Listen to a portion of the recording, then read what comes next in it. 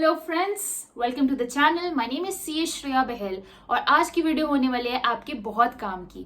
आप में से जो भी student CA final elective paper की तैयारी कर रहे हैं, चाहे वो paper 6A, 6B, 6C, 6D, 6E, 6F, कोई भी पेपर हो, ये स्ट्रैटेजी जो मैं आपको बताने जा रही हूँ ये रामबाण स्ट्रैटेजी की तरह काम करेगी, हर एक इलेक्टिव पेपर पे अप्लाई होगी। तो वीडियो को एंड तक जरूर देखना and let's begin the video.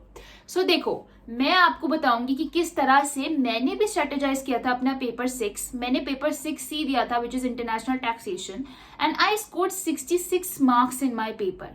तो ये मैं आपको कहूंगी कि अगर जो मैं आपको टिप्स बताने जा रही हूँ या स्ट्रैटेजी शेयर करने जा रही हूँ इस वीडियो में, आप उसको अपनी प्रिपरेशन में इनकॉर्पोरेट कीजिएगा and definitely it can lead to an exemption. अगर आप रिलीजियसली अच्छे से प्रिपेयर करेंगे, डेफिनेटली एग्जेम्पशन लाने की स्ट्रैटेजी है। सबसे पहले मैं आपके साथ सबसे इंपॉर्टेंट पॉइंट शेयर करूंगी कि ओपन बुक पेपर होने का मतलब ये बिल्कुल नहीं होता कि आप उस पेपर को एंड के लिए छोड़ देंगे, लास्ट में कर लेंगे, सामने बुक है, हो जाएगा। No no no, a big no. ये स्ट्रैटेजी बिल्कुल नहीं होती open book paper. Trust me, अगर आपने पहले कभी दिया है एग्जाम या फिर आप अपने कोई सीनियर से पूछेंगे, यू विल रियलाइज कि open book paper is even tougher than the closed book. Yes, this is the irony of it. कहने का मतलब है भाई, आपके पास सामने किताब है, आपके पास रेगुलर पेपर से 1 घंटा ज्यादा है। 4 घंटे का होता है ना ओपन बुक पेपर, तो 3 घंटे की जगह 4, मतलब 1 घंटा एक्स्ट्रा। सामने पूरा मटेरियल पड़ा है, फिर भी पेपर में स्कोर करने में दिक्कत आती है। क्यों? Because yes, typically open book paper is meant to be tougher. वो कभी भी ऐसा क्वेश्चन नहीं आता है कि आपको लगे कि भाई ये क्वेश्चन है and direct you are finding the answer in the book. It requires the application of your concepts, it requires the application of all the fundamentals which are involve in that respective paper and at the same time supporting knowledge के लिए आपके पास सामने book होती है। और इस तरह से पूरा एक इकोसिस्टम वर्क करता है ओवरऑल, और तभी तो ओपन बुक पेपर में अच्छा स्कोर लाया जा सकता है। तो सबसे पहले you have to give it the due amount of weightage and you do not have to ignore the open book paper. It's really important and आप जानते ही हो भैया, सब पेपर, चाहे आप सीए फाइनल के 8 पेपर है, हर पेपर 100 मार्क की वेटेज लेके आता है। तो every paper is equally important in that respect, so you have to give it the due amount of weightage, number 1। Number 2, अब वेटेज से क्या मतलब आता है, थोड़ा सा इलेबोरेट कर लेते हैं सेकेंड पॉइंट में। अरे भाई, एग्जाम प्रिपेयर कर रहे हो किसी भी एग्जाम के लिए, भले ही वो ओपन बुक हो, जो भी उसके बेसिक कंसेप्ट्स हैं, फंडामेंटल्स हैं, उनको तो मेमोराइज करना ही पड़ेगा। अब आप ये सोचो कि सब्जेक्ट का एकदम बेसिक भी आपको नहीं आता हो, तो you first of all you will not be able to solve the case study, क्योंकि कंसेप्ट नहीं जिसको समझ आएगा उसको क्या पता कि कौन सा कंसेप्ट अप्लाई करना है और उसका रिस्पेक्टिव मतलब जो भी फर्दर कंटेंट लिखना है। बुक में ढूंढोगे कैसे जब यही नहीं पता कि कंसेप्ट अप्लाई कौन सा हो रहा है केस स्टडी में। तो conceptual knowledge and fundamental understanding is very important, number 1। And number 2, understanding के बाद उसको मेमोराइज करना भी जरूरी है। मैं ये नहीं बोल रही कि अगर आपको किसी पर्टिकुलर टॉपिक पे मान लीजिए 2 पेज का मटेरियल है तो आपको पूरा मेमोराइज करना है, बट कुछ बेसिक्स पता होने चाहिए, तभी तो कंसेप्ट, राइट कंसेप्ट को आप अप्लाई करोगे केस स्टडी में। और डेप्थ में इंफॉर्मेशन चाहिए तो देन डेफिनेटली बुक आपके सामने है, उसको रेफर कर सकते हो। तो ओवरऑल इस तरह से काम होता है। एक ओपन बुक पेपर में मैं सिंपली आपको बताऊं तो एक इकोसिस्टम की तरह पूरा एक फंक्शनिंग होती है कि you need to have the conceptual understanding, then you apply the correct concept, then you can fetch additional information from the book and overall you can produce the same in the exam। तो इसी तरह से आप एक successful examinee की तरह open book paper को attempt कर सकते हो। तो definitely this is very important that you have all the conceptual knowledge and you memorise it. And third thing is, अब ठीक है कंसेप्चुअल भी आ गया, अंडरस्टैंडिंग सब कुछ आ गया, बट अब सब कुछ तो नहीं याद करेंगे, ओपन बुक की कुछ लिवरेज भी तो लेनी होगी। तो उसको किस तरह से करेंगे? देखो, उसके लिए बहुत ही सिंपल कंसेप्ट है कि आपको अपनी बुक, जो भी आप मटेरियल रेफर कर रहे हो, उसको अच्छे से स्किम थ्रू, स्कैन करना है एक तरह से अपने mentally. You have to scan the entire concept. कहने का मतलब है भाई कि पहले तो जो भी बुक को रेफर कर रहे हो उसका index you have to be well versed, so that आपको पता चले भाई कहाँ से क्या पिक करना है। सेकेंडली, अब इंडेक्स में कई बार बहुत ही ब्रॉड टर्म्स होते हैं, तो किस तरह से करें? तो ब्रॉड टर्म्स को हटाने का मतलब ये होता है, ब्रॉड के अंदर डेप्थ में जाना है तो कुछ मार्किंग्स इंडेक्स में कर लो। एंड डेफिनेटली वो जो अपनी स्ट्रैटेजी है कि पोस्ट-इट और स्टिकी नोट्स का यूज करना। अदर पेपर्स में तो इंपॉर्टेंट होता है ये रिवीजन के लिए, इसमें एग्जाम हॉल तक स्टिकी नोट्स की अटमोस्ट इंपॉर्टेंस होती है। तो इसीलिए जो भी स्टिकी नोट्स हैं उसको आप इंपॉर्टेंट कंसेप्चुअल पेजेस पे लगाइए, बिकॉज कुछ कंसेप्ट बहुत ही फंडामेंटल होते हैं और उनकी बिना कोई भी क्वेश्चन पेपर में सॉल्व नहीं किया जा सकता।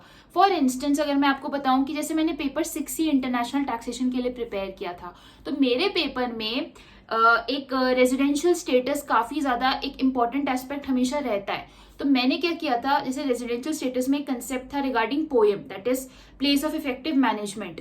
तो one can mark a particular flags और पोस्टेड का यूज करो। तो मैंने क्या किया, सपोज मान लो उस पेज पे लगा दिया वो पोस्टेड और उस पे पेन से लिख दिया पोयम।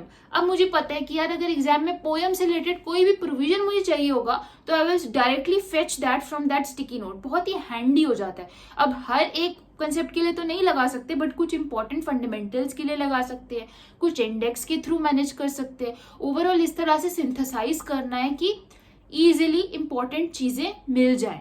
क्योंकि अगर हम ये कोशिश करें कि हर चीज हम एग्जाम में फ्रेशली ढूंढेंगे ना, ट्रस्ट मी पन्ने पलटते रह जाओगे और 4 घंटे भी कम होंगे।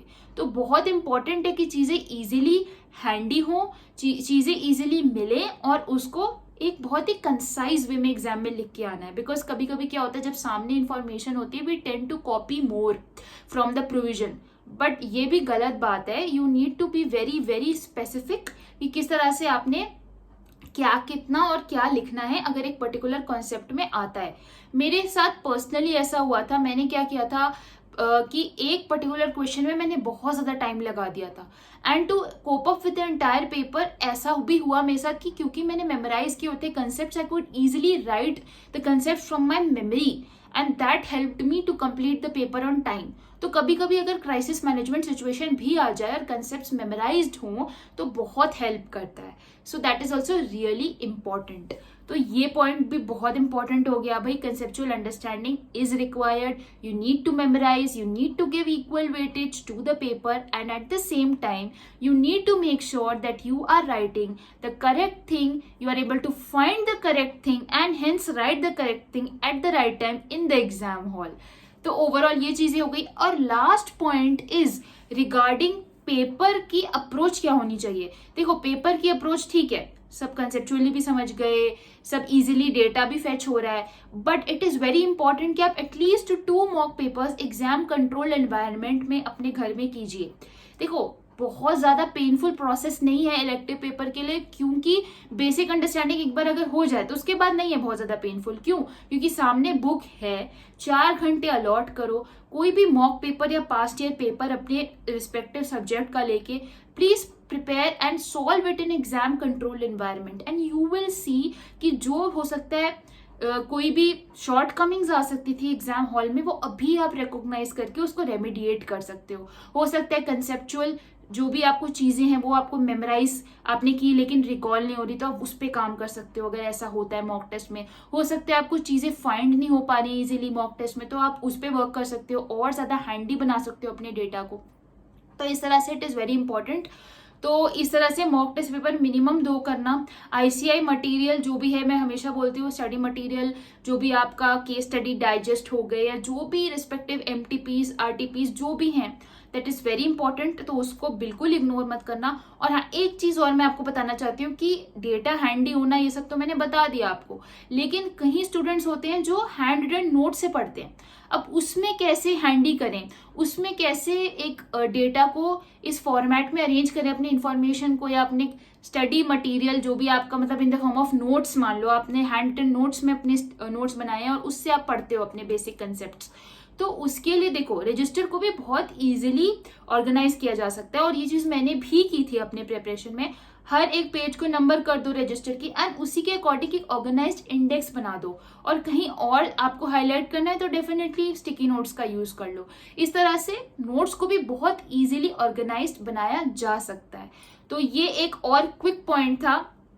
आफ्टर समराइजिंग एक क्विक पॉइंट मैंने रजिस्टर का भी ऐड कर लिया, अगर नोट से पढ़ते हो तो ये भी डाल सकते हो। और कभी कभी क्या होता है कि elective paper are generally linked with the main paper, तो अगर आपको लगता है कि और more comfortable in finding the information, for example जैसे मैं इंटरनेशनल टैक्सेशन की बात करूँ, पेपर 6C मैंने लिया था, तो अब मुझे लगता था कुछ कंसेप्ट मुझे डीटी की बुक से ज्यादा इजीली मिल पा रहे हैं as compare to the elective paper, तो मैं एग्जाम में डीटी की बुक भी ले गई और वो डीटी की बुक में मैं मार्किंग्स भी करके ले गई थी कि भैया चलो ठीक है, रेलिवेंट बुक है, अब रेलिवेंट मटेरियल चाहिए ना, तो अगर वो कहीं और से दूसरे मतलब आपकी क्लोज्ड बुक के सब्जेक्ट से भी मिल पा रहा है तो no harm. The purpose is you find the right information at the right time and also produce the right information in your exam. तो यही पर्पस है हम सबका. तो भाई मेहनत करनी है और जहां से जितना अच्छे से इंफॉर्मेशन मिल पाए उसको conceptual understanding, memorising it and definitely having a very well defined approach for the elective paper. तो फ्रेंड्स ये थी मेरी स्ट्रैटेजी. वीडियो अच्छी लगी हो तो लाइक और शेयर कर देना, चैनल को सब्सक्राइब कर देना अगर अभी तक नहीं किया. एंड वन मोर थिंग कि अगर आपको किसी और स्पेसिफिक टॉपिक पे वीडियो चाहिए please comment down in the section. And thank you so much.